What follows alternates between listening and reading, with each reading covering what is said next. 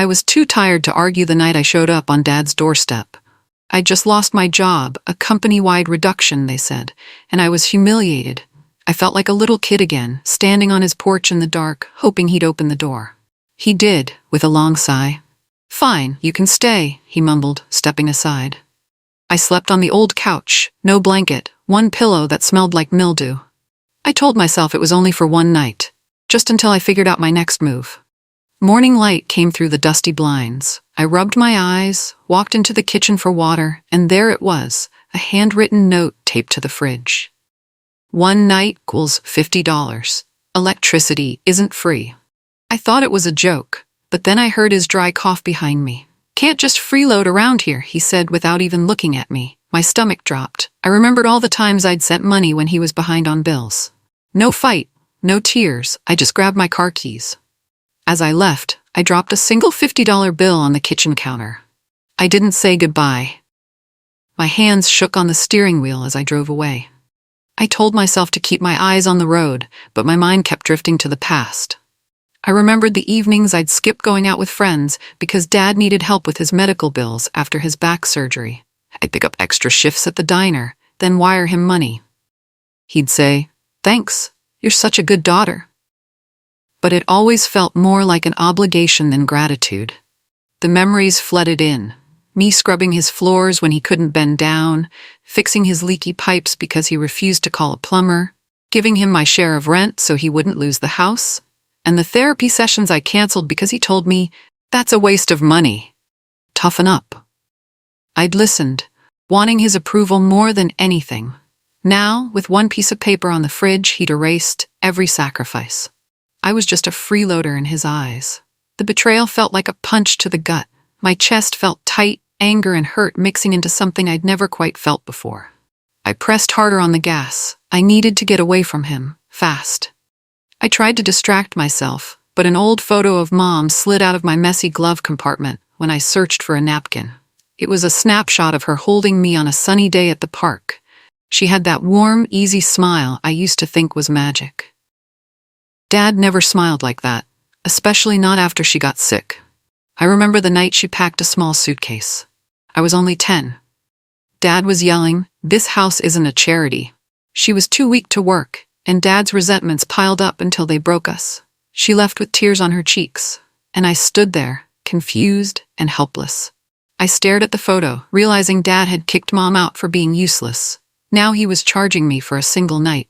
Different details, same pattern. A cold shiver ran through me. If Mom had been strong enough to get away, maybe I should have gone with her.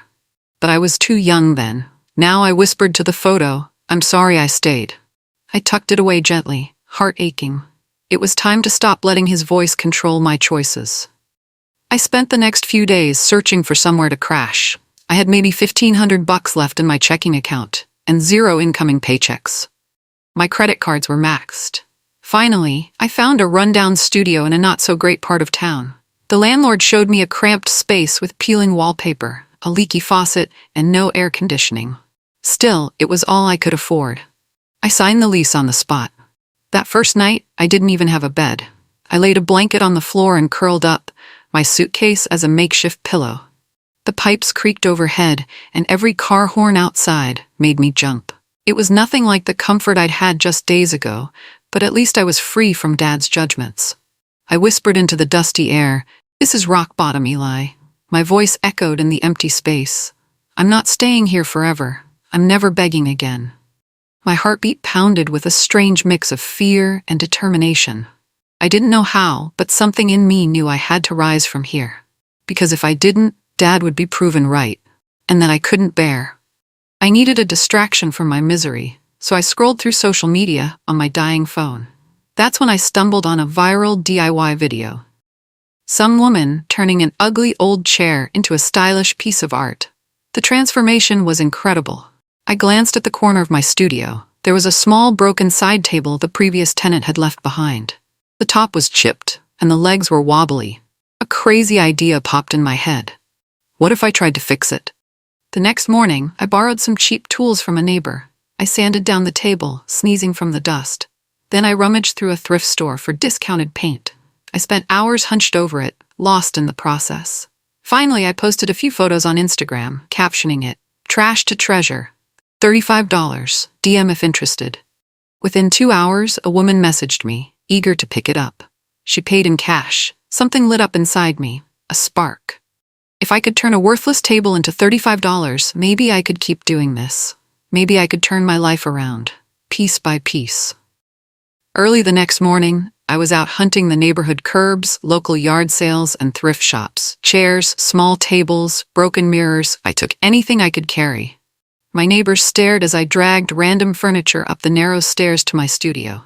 I'd put on music, tie back my hair, and work until my hands cramped, sanding and painting. I practiced techniques I'd learned from YouTube. Each finished piece looked a bit better than the last. I started an Instagram page and called it Eli Home. Short and sweet, just like me. I posted regular before and after reels. Surprisingly, people started following me. They liked the rawness of my process. No fancy tools, just grit and creativity. More DMs trickled in, more sales happened.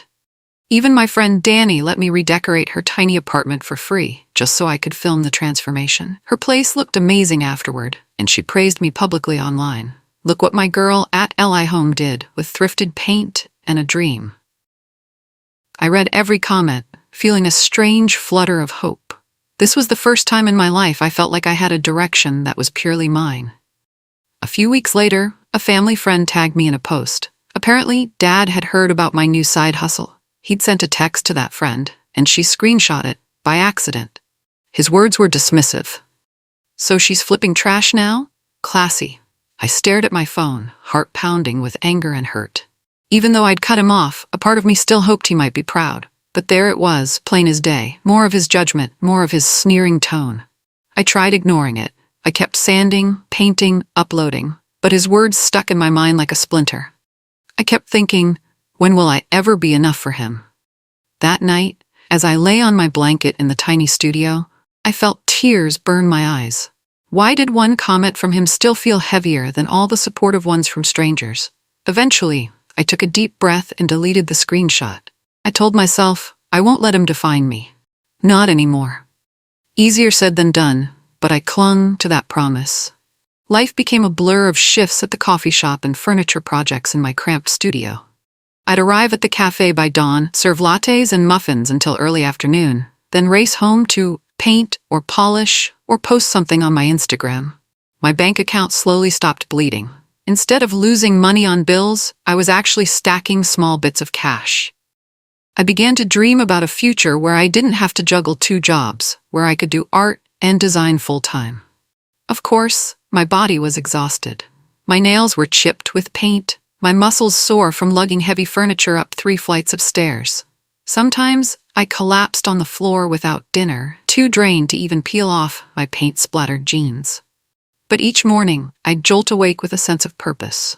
I might have lost a fancy office job, but at least now I was building something that was mine. Each piece of furniture sold felt like a tiny victory over the self-doubt Dad had etched into me. Late at night, I'd glance at my reflection in the chipped mirror. Eyes tired, but determination burning bright. I was far from done. It happened on a random Monday. An influencer, someone I followed for her home decor tips, saw my Instagram page and loved a retro coffee table I just posted. She messaged me directly. "Hey, love your style. Is the table still available? I'm redecorating my living room for my 2.5 million followers." I almost dropped my phone. She had millions of followers. I replied with shaky thumbs. "Yes, I can deliver it tomorrow." After I dropped it off at her loft, she gave me a big hug and said, "You're talented, girl. Keep going." The next day, she tagged me in a post, "Obsessed with Eli Home. This woman is changing the DIY game." My notifications went crazy. People from all over wanted custom pieces. I was overwhelmed, but in the best way. That single tag tripled my sales overnight. Suddenly, I had orders stacked for weeks. I remember staring at my phone, tears running down my cheeks, thinking, I can't believe this is my life now. For the first time, I saw a crack in the wall that had always felt so solid. Maybe I was destined for more than what Dad's small-mindedness had taught me. With the money from the flood of new orders, I made a daring move. I rented a tiny warehouse space across town. It was basically an old garage with flickering lights and a lot of spiders, but it had enough room for me to paint and store furniture without tripping over everything. I hired my first part-time assistant, a cheerful college kid named Maria. She helped me sand down pieces and keep track of online orders. Having her around felt surreal. Me? A boss? At night, I'd collapse onto a creaky cot in the corner of the warehouse. It wasn't ideal, but it beat paying 2 rents. My studio remained my official address, but the warehouse quickly became my second home. I also launched a proper website for Li Home, something more polished than just an Instagram handle. My heart raced with excitement each time a new order dinged in. The lights in the warehouse buzzed overhead like a soundtrack to my dreams. I still heard Dad scoffing in the back of my mind sometimes, flipping trash, classy. But I let the orders, the praise, and my own growing confidence drown that out. I was on a mission. 6 months after that influencer post, I got an email from an editor at Architectural Digest. It felt so unreal I thought it was a prank, but it was legit. They wanted to do a short profile on 10 women redefining luxury home design. My hands shook when I typed back, "Yes, I'm interested." An AD writer visited my warehouse, asked about my process, my story. I shared the struggles, carefully leaving Dad's name out, but I was honest about the layoffs and the sleepless nights that fueled my passion. When the article went live, I was stunned by the positive response. 2 celebrities reached out, within a month, asking me to design statement pieces for their mansions. Suddenly, my brand wasn't just a scrappy online hustle. It was high-end and forward-thinking. One morning, I caught my reflection in the reflection of a glossy coffee table I was buffing. I looked confident, determined, even triumphant. I realized, I'm doing it. I'm actually building the life I dreamed about. And for a moment, I didn't think about Dad's negativity at all. I only thought about what I was creating. A name for myself, a real future. One evening, I posted a celebratory photo, me standing on the balcony of my newly purchased luxury condo. The city skyline behind me glowed like a promise of everything I'd worked for. The comments were a wildfire of congratulations and heart emojis. But then one popped up that made my blood run cold. "Nice to see my daughter finally doing well. Maybe she'll remember who raised her." My father. He didn't even hide behind a fake account. He put it out in the open. My phone buzzed with a voice memo from him. "Eli, I may not have been perfect, but I'm still your father. You think success makes you better than blood?" I froze, my stomach twisting. Even after I'd gotten this far, he still found a way to stab at my vulnerabilities. I tried to breathe through the hurt. Did he expect me to drop everything and cater to him now? Part of me wanted to block him and never look back. Another part felt that old pang of guilt. He knew how to push my buttons, and it was working.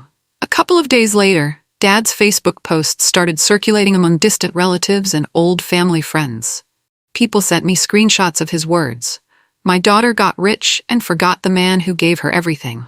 Now I'm sick and alone." The comments were vicious. Strangers called me ungrateful, selfish. Some demanded I fix things with my father. Others guilt-tripped me, reminding me that family is everything. I stayed silent, hoping it would blow over. But it only got worse. My brand page was spammed with hateful messages. "How dare you abandon your dad? Don't forget your roots." Finally, I snapped. I grabbed my phone, recorded a short reel, and told the truth. I didn't name him, but I didn't hide the details either.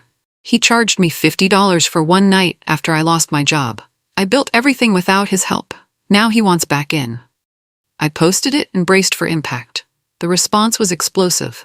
Over 6 million views in 24 hours. People rallied to my side. They told their own stories of toxic parents. Big-name clients I'd worked with reshared my post, offering love and support. Dad's lies were exposed. It looked like karma had finally caught up. While my reels soared online, Dad's handyman job let him go. Word spread that he'd tried to manipulate me publicly.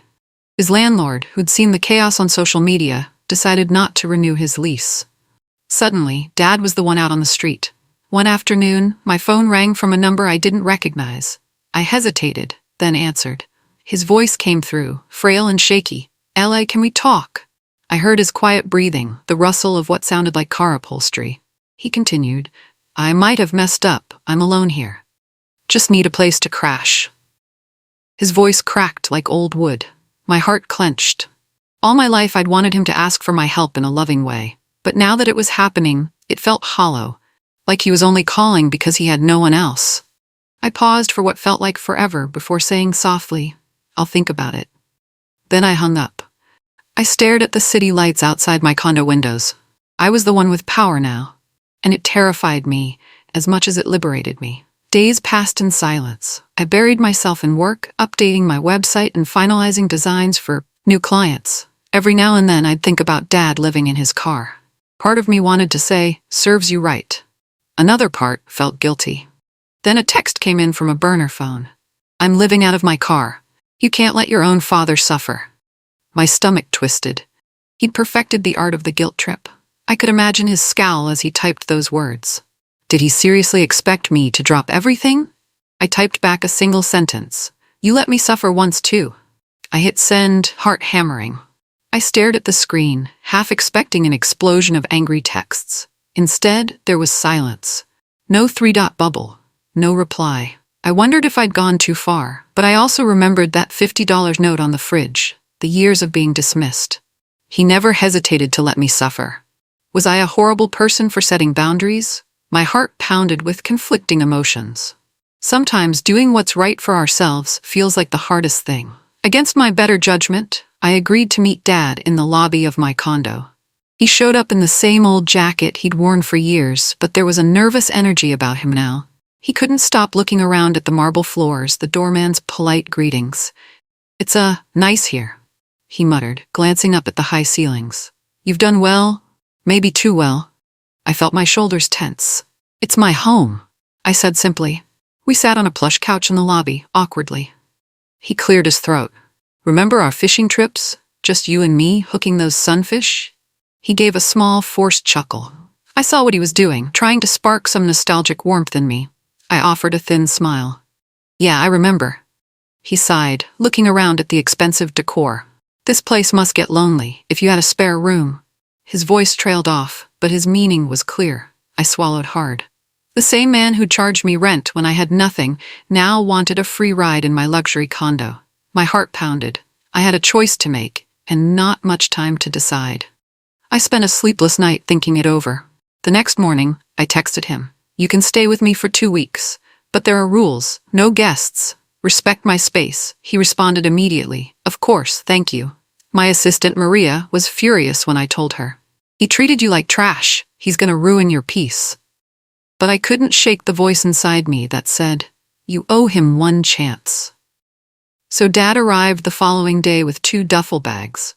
"I won't be a burden," he promised, looking around the condo like it was a museum.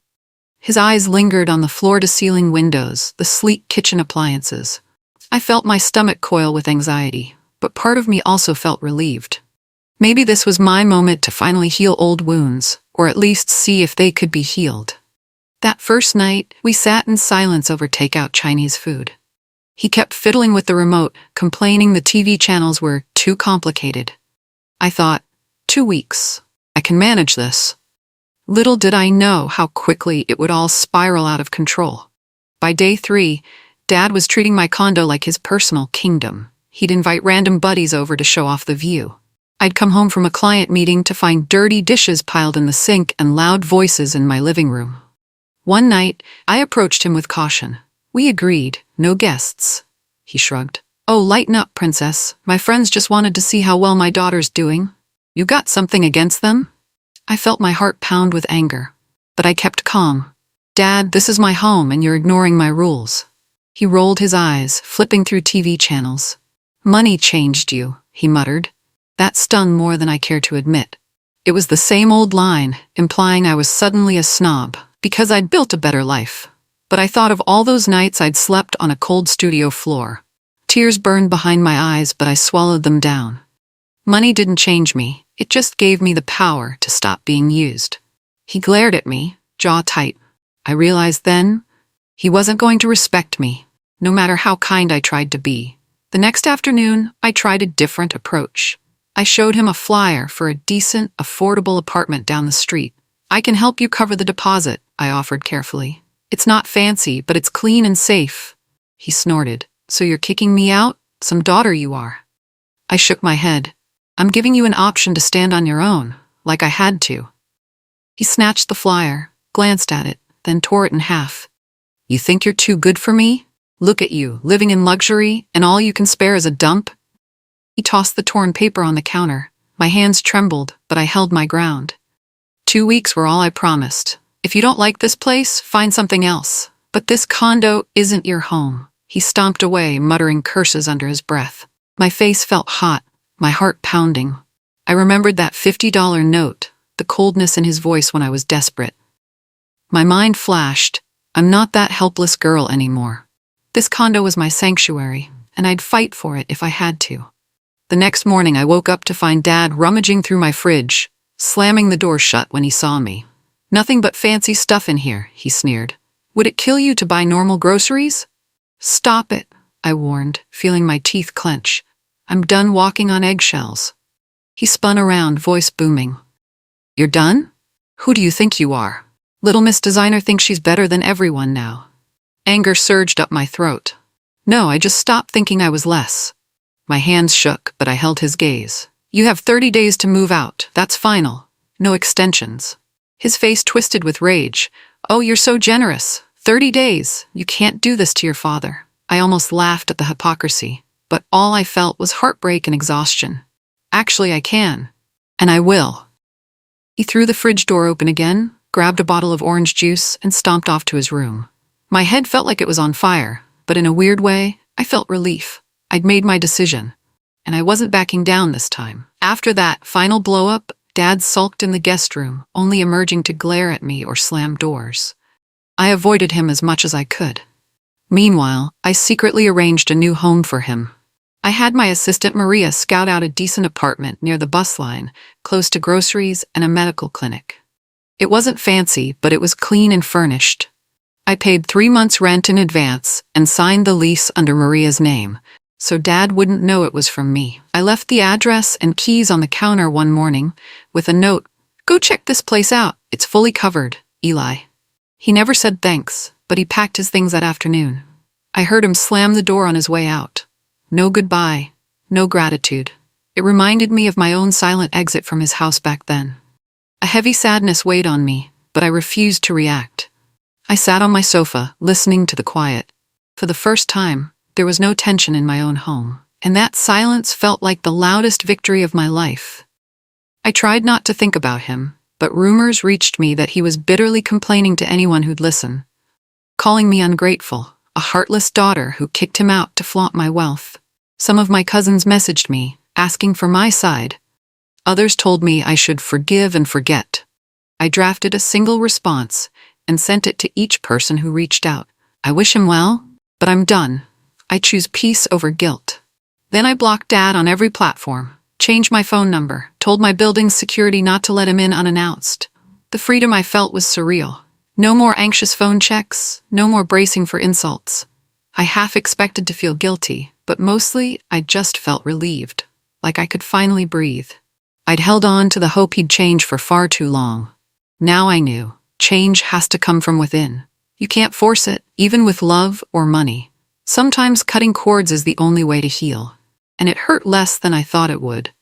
That realization felt both sad and liberating. The next chapter of my life began with a new mission, helping others find refuge. I poured a chunk of my savings into a small transitional housing project for women leaving toxic or abusive homes. I called it Eli's Place, partly in memory of Mom. She never had a haven to escape to. We hired social workers, therapists, and a volunteer interior design team. I insisted on making the space feel homey, not institutional. Each room had warm lighting, soft bedding, fresh paint in calming colors. The women who arrived there carried stories of heartbreak, fear, and betrayal. I'd walk through the halls, greeting them with a smile and an open heart. I saw a piece of my mother in each of them. I recognized my own younger self in their trembling hands and teary eyes. Eli's Place became more than a shelter. It became a community of healing. We hosted workshops on self-care, job training, and yes, even DIY home decor. Watching these women find their footing reminded me why I'd fought so hard to break free. I thought about Mom often. If she'd had a place like this, maybe her life would have been different. Now, in some way, She lived on through these second chances. I spent a quiet afternoon reviewing paperwork in my condo when an envelope arrived from Eli's place. It was from a young woman I'd never met, but she'd asked the staff to pass it on. The letter read, "Dear Eli, I came here with nothing but a broken spirit. You gave me a bed, safety, and a feeling I haven't had in years. Hope. Thank you for proving good people still exist. You helped me before I disappeared completely." I wiped tears from my cheeks. For a moment, I flashed back to that old studio apartment where I slept on a blanket. I recalled the painful memory of the $50 note on Dad's fridge. All that darkness had led me here, to a place where I could shine light on others. It wasn't about revenge anymore. It was about turning my own pain into a safe space for those who needed it. Setting boundaries with Dad was just one step in finding my own strength. Building this shelter was the next step, one that felt bigger than me. I folded the letter gently and tucked it into my journal. Some stories deserve to be held close forever. Tonight, I find myself alone in my condo's small art studio. A few candles flicker against the walls. The silence wraps around me like a comforting blanket. No yelling, no guilt, no fear. I breathe in, savoring this moment. I don't feel the need to prove anything to anyone. Not to Dad, not to random strangers online, not even to my younger self, who once doubted every step. I'm just me. My phone buzzes with a new email. Another celebrity client wanting custom pieces. I'll respond tomorrow. Right now, I close my eyes and let gratitude fill my chest. My journey isn't about showing off my success. It's about reclaiming my power and sharing hope with others. I think about all the women at Eli's place and how far I've come. My father's opinions no longer define me, and I've created a life where I can welcome people in or shut the door if they cross my boundaries. I smile because I finally understand true success is freedom. It's living on your own terms and refusing to let anyone put a price tag on your worth. I blow out the candles, ready for whatever tomorrow brings. I am free. Success isn't just about money or fame. It's about reclaiming your power, creating a legacy of kindness, and choosing your own peace. Eli didn't get even. She got free. And that's the greatest win of all.